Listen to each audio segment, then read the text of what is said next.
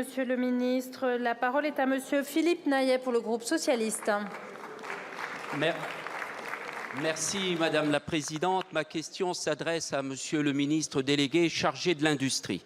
Monsieur le ministre, vous le savez, l'article 73 de la loi Égalité réelle en Outre-mer, votée à l'unanimité en février 2017, a instauré l'expérimentation durant 5 ans de la stratégie du bon achat ultramarin dans le cadre de la commande publique locale. L'objectif étant de favoriser par l'achat public l'émergence de nouveaux opérateurs locaux, le développement économique et donc la création d'emplois avec 2 dispositions. La première qui a permis jusqu'en février dernier aux acheteurs publics de réserver jusqu'à 1/3 de leur marché aux petites et aux moyennes entreprises locales.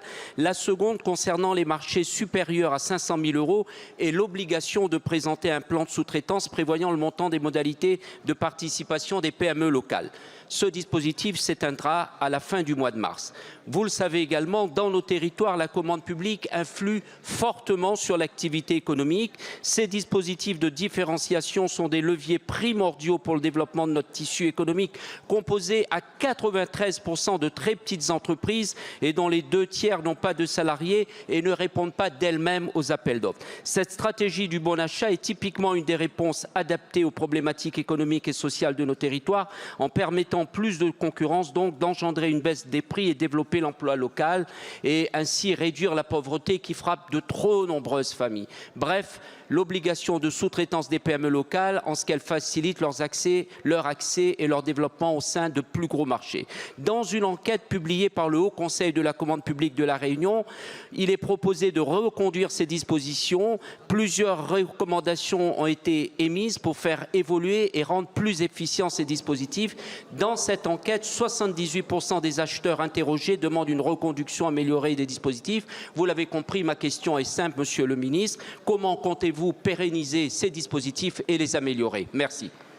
Je vous remercie, Monsieur le député. La parole est à Monsieur Roland Lescure, ministre délégué chargé de l'Industrie. Merci Madame la Présidente. Monsieur le député Philippe Naillet, merci de votre question. Vous avez raison, les marchés publics qui représentent environ, pour l'ensemble du territoire national, 120 milliards d'euros par an, sont un puissant levier d'orientation de l'économie. Et sur ces 120 milliards, environ 58%, donc pas loin de 60%, étaient des PME, pour ce qui est des titulaires du marché public, représentant 30% du montant global de ces derniers.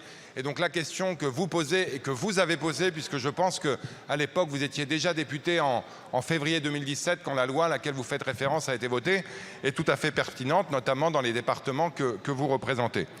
Vous l'avez dit, le dispositif expérimental, qui s'atteindra dans quelques semaines, visait la possibilité pour les acheteurs de réserver 1/3 de leur marché public aux PME locales, une obligation de présenter un plan de sous-traitance local pour les marchés supérieurs à 500 000 €.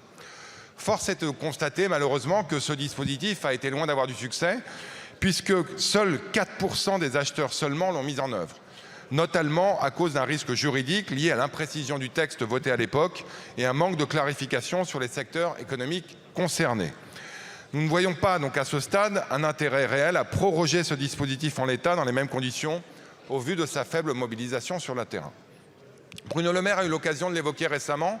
Nous souhaitons porter en 2023 un projet de loi de réindustrialisation verte dans le cadre duquel la commande publique doit avoir toute sa part. Je vous engage donc à participer aux consultations qui auront lieu dans le cadre de la préparation de ce projet de loi. Un certain nombre de parlementaires, dont Bruno Millienne sur les bancs de la majorité, vont s'impliquer dans le sujet de la commande publique. Je vous engage à vous rapprocher d'eux pour porter des sujets particuliers pour les départements d'outre-mer, dont vous avez dit les particularités font que la commande publique a sans doute des conditions particulières qu'on doit intégrer dans des dispositions législatives, mais pour autant en assurant l'égalité de tous et toutes devant les territoires et le respect, vous le savez, du droit européen. En attendant, vous le savez, dans le mandat précédent, nous avons voté des dispositions qui visent à intégrer davantage les enjeux environnementaux et sociétaux. Je vous engage à vous en saisir. Merci. Merci beaucoup, Monsieur.